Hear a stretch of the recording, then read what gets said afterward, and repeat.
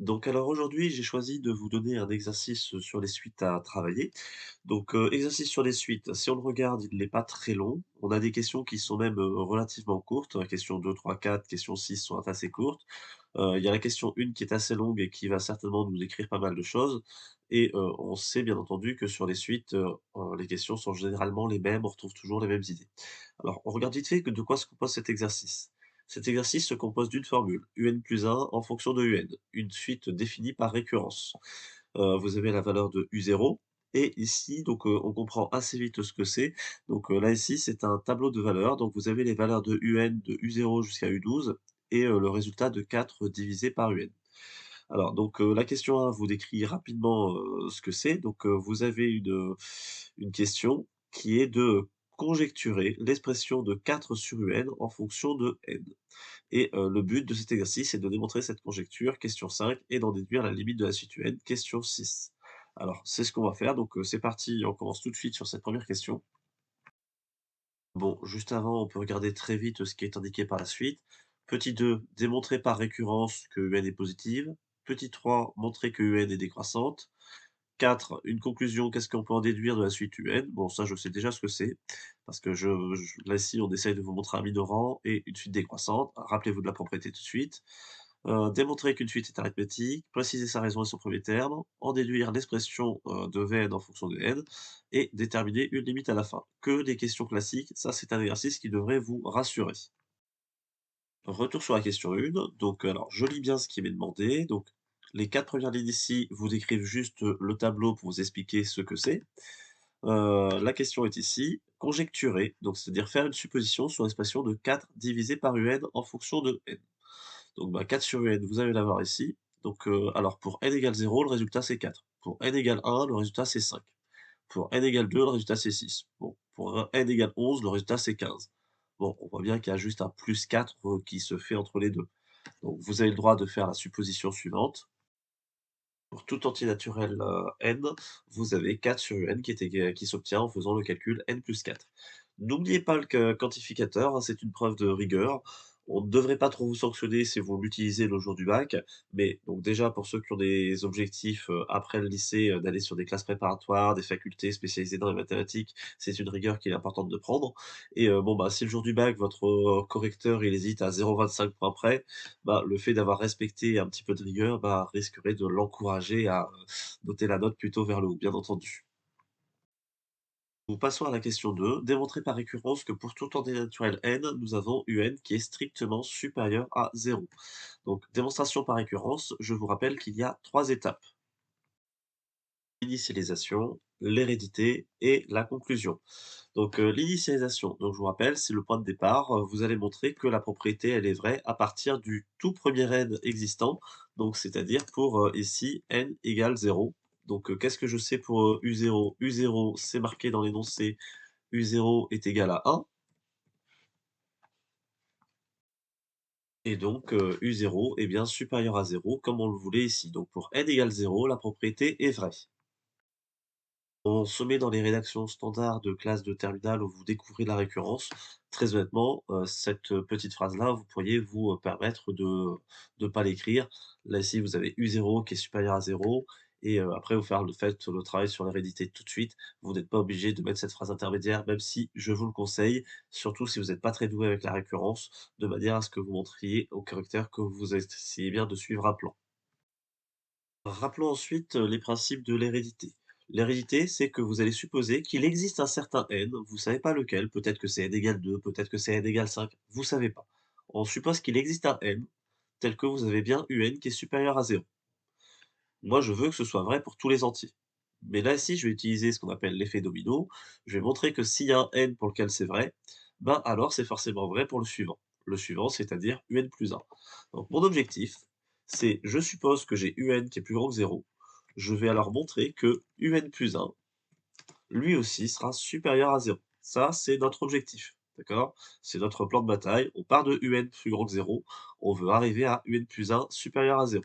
Bon, ça, je vous ai déjà dit en classe que je trouvais que c'était pas super utile de l'écrire, mais ça peut vous donner, encore une fois, un plan ou ça peut montrer au correcteur que vous savez ce que vous devez faire.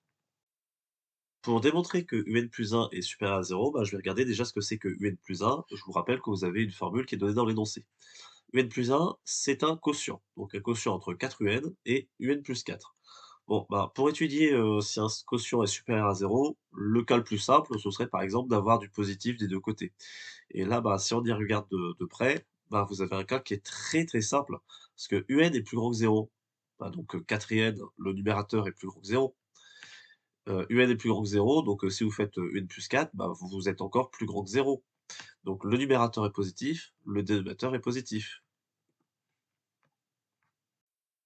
Je fais un petit effort de rédaction.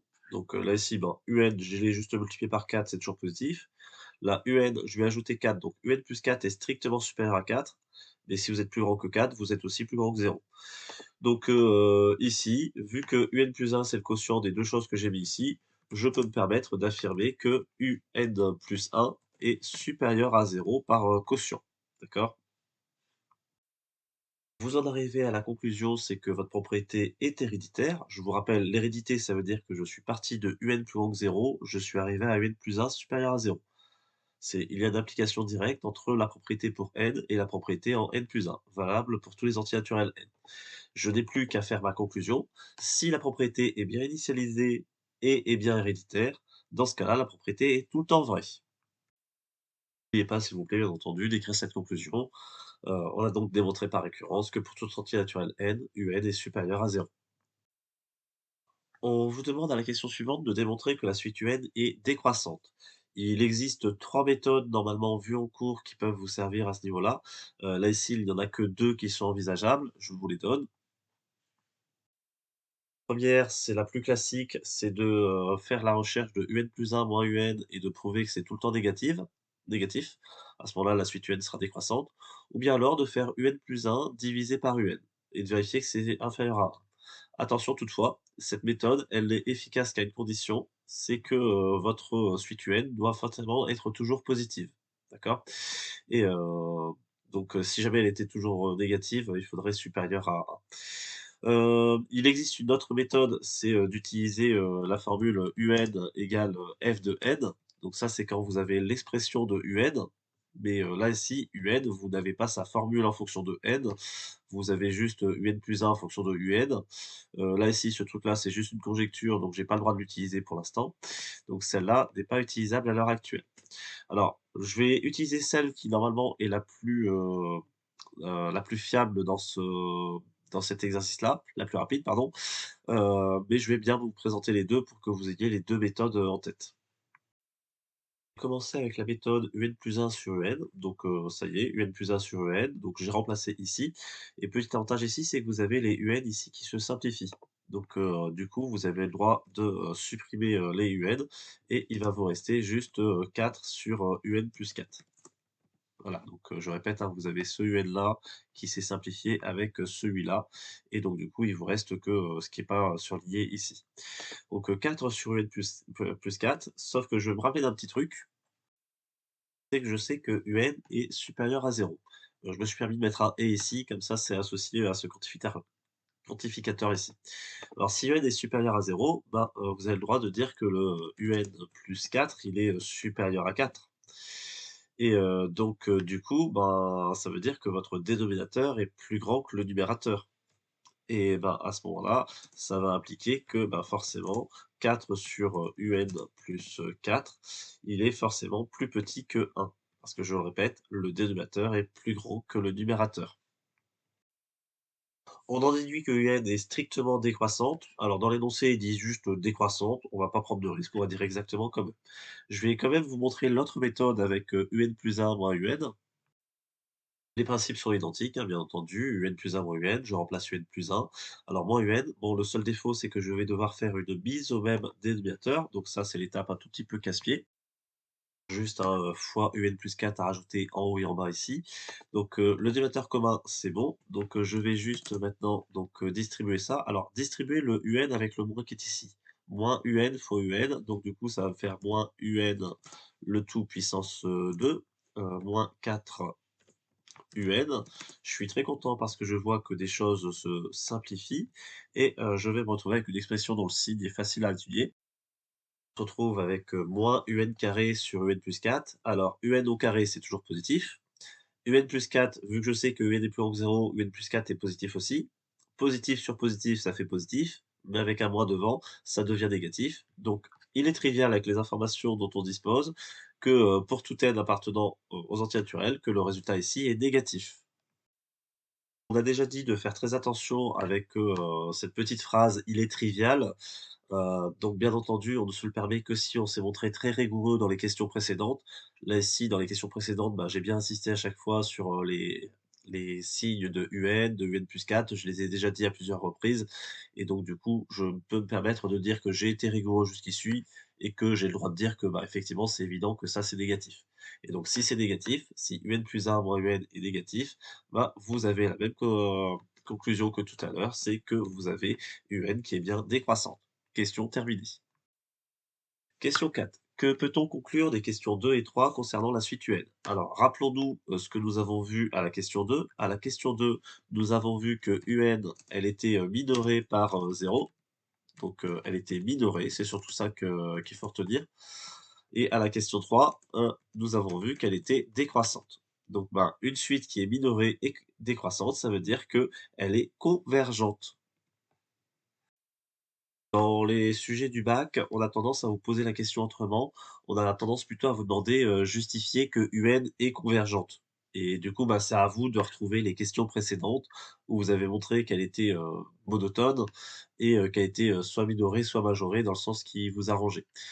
Vous avez le droit de mettre un nom à la limite, moi ici je l'appelle L. Alors la seule chose que je sais, c'est qu'elle est convergente, c'est-à-dire qu'elle a une limite, mais je ne sais pas quelle est cette limite, je ne connais pas sa valeur. Donc je m'arrête là, pour l'instant, on verra sur les questions suivantes. On arrive à la question 5. On vous demande de démontrer qu'une suite intermédiaire qui s'appelle Vn est une suite arithmétique. Ensuite, raison, premier terme, expression, ce sont des questions ultra classiques que vous devez savoir faire. Je vous rappelle que vous avez deux types de suites à maîtriser, les suites arithmétiques et géométriques. Alors, rappelons-nous qu'est-ce que c'est qu'une suite arithmétique. C'est une suite où vous partez de un plus 1. Enfin, pardon, pour avoir un plus 1, il suffit de partir de un et d'ajouter une raison R. Donc, ici, je veux prouver que un plus 1 peut s'écrire sous la forme un plus quelque chose. Donc, ben, c'est parti. Alors, sauf que, attention, ici, c'est pas U, c'est V qu'elle s'appelle. Donc, du coup, on va pas inverser les choses. Et bon, bah, je vais rédiger un minimum, mais je sais que ça, c'est mon objectif. Je vais partir de Vn plus 1 et je vais essayer d'écrire la réponse sous la forme Vn plus quelque chose. C'est parti. La première chose, qu'est-ce que c'est que Vn plus 1? Donc, bah, Vn plus 1, bon, bah, j'utilise la formule qui est ici, hein. Je sais que Vn, c'est 4 sur Un. Donc, bah, tout simplement, Vn plus 1, c'est 4 sur Un plus 1. Donc, bah, je continue en essayant de me dire que bah, Un plus 1, je sais très bien ce que c'est. J'ai juste à remonter dans mon énoncé. Un plus 1, il était dit au tout début, c'est 4 Un sur Un plus 4. Donc, je vais juste aller le prendre et le remplacer. Faites juste très attention aux barres, de fraction. La barre de fraction principale, c'est celle qui est ici en face du égal. Donc là, ici, c'est le nombre 4 divisé par ce qui est là. Alors, je vous rappelle que quand vous divisez par une fraction, par une écriture fractionnaire, la technique à connaître, c'est de multiplier par l'inverse. Donc là, ici, donc de multiplier par un plus 4, le tout sur 4 un. Je suis très content parce que je vois que ici, le 4 qui est ici et le 4 qui est là, vont se simplifier. Et il va me rester, un plus 4, le tout sur, un. Voilà, mais bon, là ici du coup, je sais pas trop quoi faire de plus. J'ai l'impression de l'avoir simplifié au maximum et là ici, ben, je vais essayer de me rappeler de quel est mon objectif. Mon objectif, c'est d'avoir Vn plus la raison. Alors Vn, je vais juste me rappeler que Vn, c'est 4 sur, un. Donc je veux réussir à avoir 4 sur un plus une raison. Alors 4 sur UN, si vous voyez, si vous regardez bien, il est là, 4 sur UN.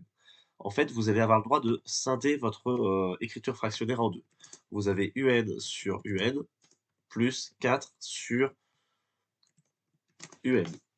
Donc votre 4 sur UN, il est là, ça correspond à votre, VN et le UN sur UN, bah, il se simplifie, ça fait 1. Donc là ici, quand vous, simplifiez, vous pouvez dire que vous avez VN plus 1. Enfin, normalement, c'est dans le sens inverse, hein, c'est 1 plus Vn, je me permets de l'écrire dans ce sens-là. Vn plus 1 est bien de la forme Vn plus un nombre, qui est toujours le même pour toute valeur n. Donc j'en déduis que, Vn est arithmétique de raison 1. Pour vous donner une suite, arithmétique ou géométrique, il ne faut pas vous arrêter, à donner, la raison. Il faut aussi indiquer quel est le premier terme. Le premier terme, il s'appelle V0, donc il est égal à 4 sur U0. U0, c'était dit dans l'énoncé, vous pouvez retourner voir au tout début, c'est 1, donc 4 sur 1 égale 4. Donc, V0 égale 4. Bon et puis là, ici, on peut se rappeler une petite chose, c'est que nous, on avait, un petit tableau, résumé tout à l'heure, je vais vous le remontrer, où on vous donnait les valeurs de 4 sur UN. En fait, 4 sur UN, c'est votre Vn, donc V0 égale 4 et on a bien l'impression de faire plus 1 à chaque fois. Je vous rappelle, c'était la conjecture que l'on avait fait à la question enfin à la question 1 et donc là, ici, on arrive sur la question, 4. Notre objectif, ça va vraiment être de donner la formule générale. Dans le cadre d'une suite arithmétique, attention à ne surtout pas confondre avec une suite géométrique. On vous demande l'expression de Vn. L'expression, c'est la formule générale de votre suite.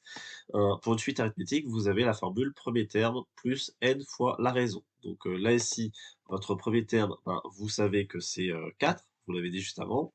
La raison, c'est 1. Donc, bah, du coup, c'est, 4 plus n, ce qui est exactement la conjecture que vous aviez fait tout à l'heure. Donc Vn égale, 4 plus n.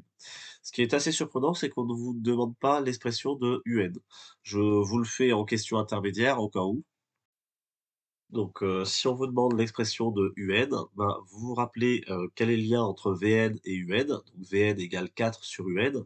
Alors là, ici, vous avez le droit de les permuter. En fait, vous multipliez par UN pour le passer à gauche, vous divisez par Vn pour le passer à droite. Donc UN égale 4 sur Vn. Vn, vous avez sa formule 4 plus n. Donc au final, UN égale 4 sur 4 plus n. Ce n'était pas demandé, mais normalement, c'est une question classique, à laquelle vous pourriez vous attendre sur un sujet de bac. Je vous rappelle que votre sujet de bac sera un petit peu plus long au niveau des exercices. Alors là, ici, je me rends compte que c'est moi qui ai bêtement anticipé, je pensais que la question 6 était juste, réservée à la limite, mais en fait, dans la question 6, on vous demandait bien, l'expression de UN.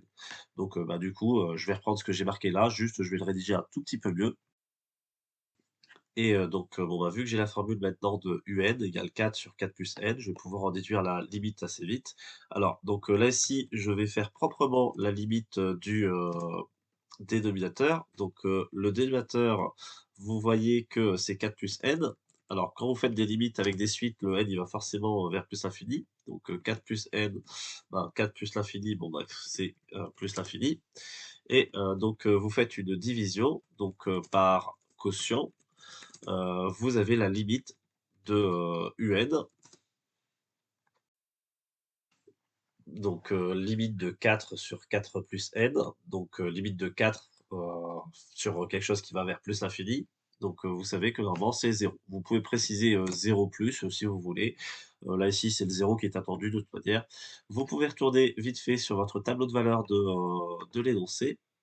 Hop, donc dans l'énoncé, le tableau de valeur de UN, vous voyez que UN était, décroissante et qu'elle se dirigeait vers un nombre petit, alors tout doucement, donc 0, c'est plutôt crédible.